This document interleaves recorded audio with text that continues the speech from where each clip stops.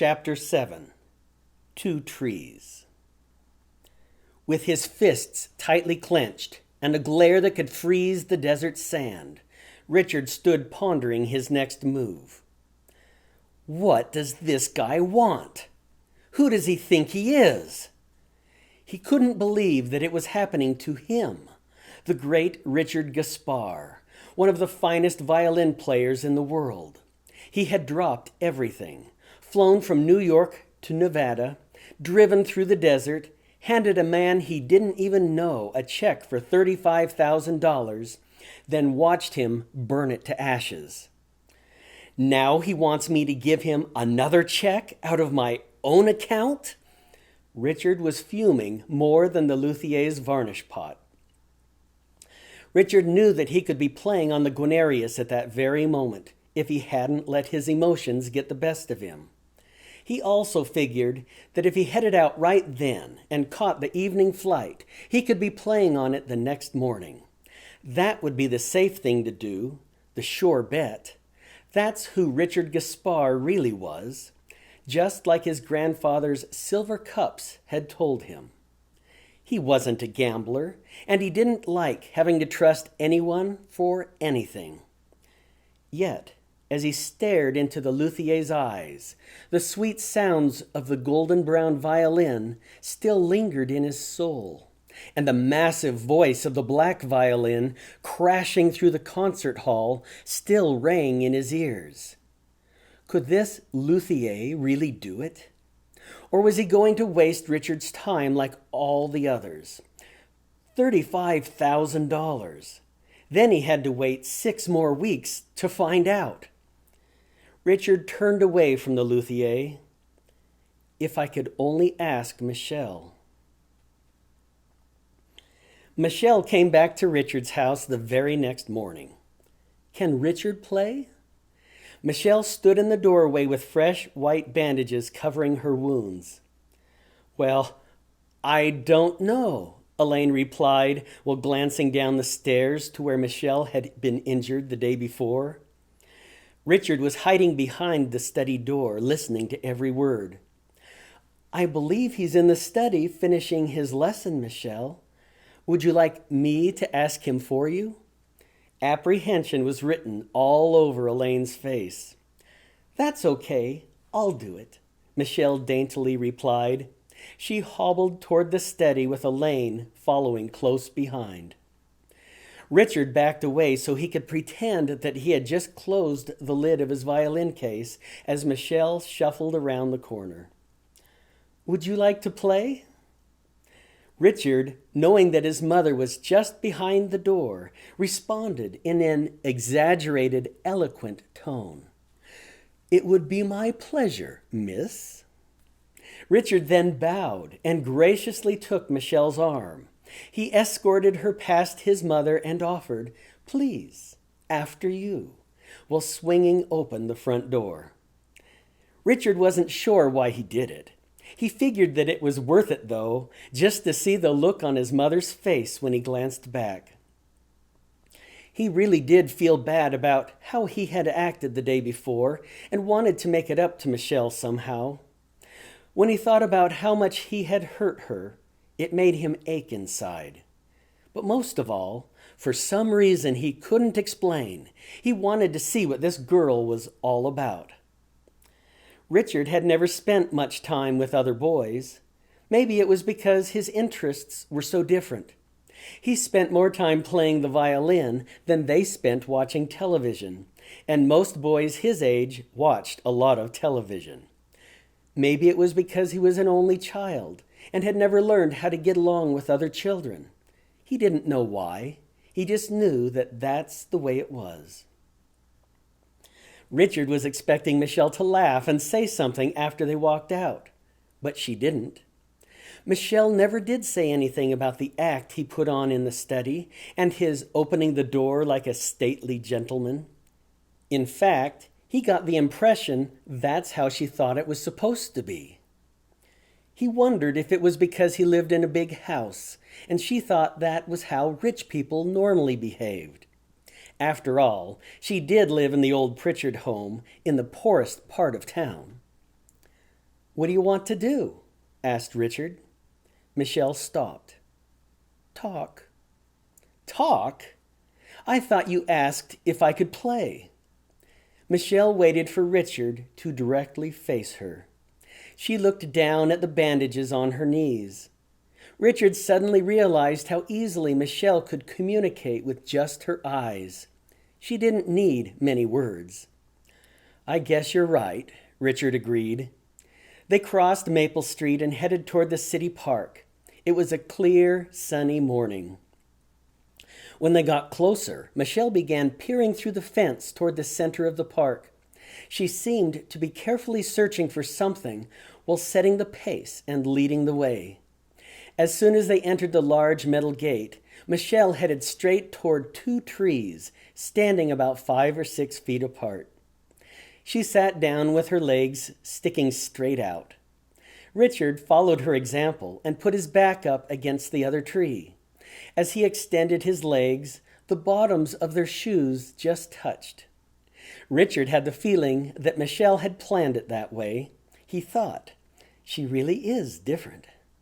Then he realized that it was something that real friends might do. "Well, what do you want to talk about?" he asked while looking around the park. Michelle didn't answer until Richard's gaze had wandered back and he was looking directly in her eyes. "You." No one had ever asked Richard to talk about himself before, other than the first day in school each year, so he had to take a minute and think about his answer. It was then that he realized, once she got him looking into her eyes, he couldn't look away. Finally, he started with a touch of pride. "I play the violin. I want to be the greatest violin player who ever lived and perform all over the world."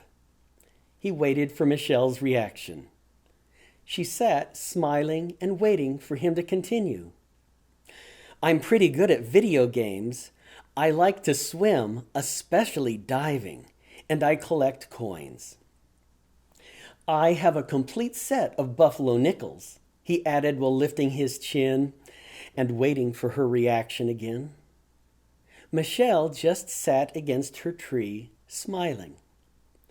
"Something's wrong," he thought. "Why is she just sitting there smiling at me?" Richard waited to see if Michelle would eventually say something, but she didn't. "Okay, what's up?" he finally asked. He was still sitting against his tree with the bottom of his shoes resting against hers. She replied, "A friend and a gentleman would say, 'You first.'" Richard thought, "An etiquette lesson, huh?" He turned and looked toward a stream going through the park. His gaze meandered further toward some large thorn bushes, and after thinking about it for another minute, he began nodding his head. He thought, "Okay, I can play along. After all, I was the one who started it back at the house." He turned and looked into Michelle's eyes again. Even though Richard was only 13 years old, it didn't take him long to figure out that there was nothing in the world like looking into Michelle's eyes. Not the boy-girl thing, he thought. This is different. It was as if nothing else mattered, because she was his friend. He also realized that it was the same look that she had given him the day before, while kneeling at the side of her bed. Richard sensed that their friendship would be different than any other. He somehow knew that while they sat with their backs against the trees, they were becoming true friends. He took a deep breath. He knew it was for keeps. He also knew that the other boys his age would give him a bad time for playing with a girl. But while looking into Michelle's eyes, nothing else mattered. She wanted a friend, and he could tell that she wanted their friendship to be perfect from the very beginning. Without waiting any longer, realizing that it was a road of no return, Richard smiled. "No, please, you first." "Thank you," Michelle replied, while batting her eyes with a twinkle in them that made Richard feel like $1,000,000. Their friendship wasn't normally as formal as these first few words. In fact, it was just the opposite. Polite words were almost never spoken. They didn't need to be. They were shown in their actions each day through thick and thin. "I love the violin," Michelle exclaimed with a smile, "and I believe you will become that greatest player in the world." She paused so she could give Richard a look of confidence. "I've never played a video game, but I'll try if you'll show me how." Michelle started taking off her shoes. When Richard just stared, she urged him, "Come on," as though he knew what was happening. She waited so they could both finish taking off their shoes at the same time, and when their socks were off, they slowly and ceremoniously extended their bare feet until they touched, as though it were some kind of ritual. When they were finished, they wiggled their toes and laughed. Something like blood brothers, Richard thought, only this isn't as painful. Their smiles grew large and they wiggled their toes excitedly. Michelle looked up and whispered, "You like to swim and dive." She tilted her head back and dreamily closed her eyes. "I like to take off all my clothes and go swimming late at night so I can look up at the stars." She waved her arms as though she were floating in the water. Richard blushed. He had never heard anyone talk like that before. He couldn't imagine skinny dipping out in the open where someone might see him. Michelle looked back at Richard and continued without missing a beat. "On my 5th birthday, my father gave me a buffalo nickel that he found and told me to take care of it because it was very valuable. I keep it hidden in a special box under my mattress. A whole set must be worth a fortune. Will you show it to me sometime?" "Sure," Richard replied, realizing that they were now true friends. Richard and Michelle went back to the park the very next day. Without saying a word, they took off their shoes, sat down under the 2 trees, and put their bare feet together. After wiggling their toes as if to say hello, they laughed. Then they looked deep into each other's eyes and talked. Michelle first, of course. That became their ritual every day.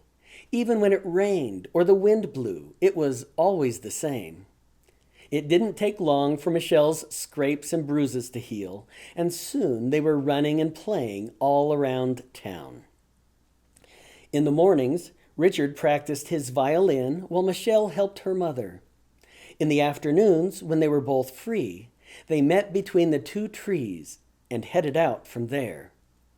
They explored every street and trail, and at the end of each day, they ended up between the 2 trees with their bare feet together and a wiggle of their toes to say goodbye. Michelle's first great adventure was walking through all the stores in town, discovering and learning about everything there. If they couldn't figure out what something was between the 2 of them, Michelle would ask whoever was standing next to them in the aisle. Most people were happy to answer Michelle's questions, if they could. But if there weren't any customers nearby, or they didn't know the answers, Michelle carried the items up to the front counter and asked the salesperson. Richard felt uncomfortable at first, but the owners and the sales clerks were so cheerful in their responses to Michelle that he began to relax. Soon, he felt at ease and asked his own questions while they worked their way through the town. Richard had no idea how many wonderful things were just sitting on the shelves of the stores and what they could learn by just asking. The trouble was, Michelle loved to learn about every last item. After working their way through half of the businesses, they decided to visit the drugstore.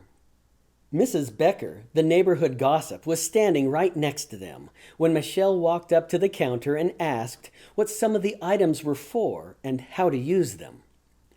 Less than 2 seconds later, Richard and Michelle found themselves escorted out the front door by a hostile clerk, telling them not to come back for at least 10 years. Mrs. Becker was left leaning against the counter, gasping for air. Richard and Michelle looked at each other with a whole mixture of expressions as they straightened themselves up and headed back to the park. Richard thought he knew what the items might have been, and he was willing to let it end there. Michelle, on the other hand, was never satisfied until she knew all the answers, and she went home that afternoon and asked her mother. The next day, after Richard and Michelle sat down between the two trees and removed their shoes, she told him everything. It didn't embarrass her at all, sitting with their bare feet together, looking him in the eyes and telling him all about the birds and the bees. Richard found that between asking everyone her questions and the books they read together under the shade of the two trees, Michelle had the answers to everything he could ever imagine. It amazed Richard that no matter how smart he thought he was, and he was an A student, Michelle understood everything a little better than he did. And as time went by, whenever something important came along, she would always be there, sitting between the two trees with the answer.